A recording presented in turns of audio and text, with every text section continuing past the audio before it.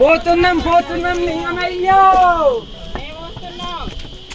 ఇది ఒక ప్రకృతి మలచిన రమణీయ ప్రదేశం. నింగి నుండి నేలకు వచ్చిన ఆకాశ గంగను పోలిన జలపాతం.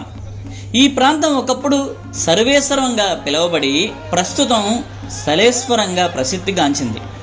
శైలం అంటే కొండ, కొండల నడుమ ఈశ్వరుడు కొలువైన ప్రదేశం కావడంతో శైలేశ్వరం అనే పేరుతో కూడా పిలుస్తున్నారు. సలేశ్వరం వచ్చే భక్తులు వస్తున్నాం లింగమయ్య, పోతున్నాం లింగమయ్య అంటూ లింగమయ్య నామాన్ని స్మరిస్తూ నడుస్తారు. దీనికి గల కారణం పూర్వకాలంలో ఈ ప్రదేశంలో పులులు, ఎలుగుబంట్లు ఎక్కువగా ఉండేవట.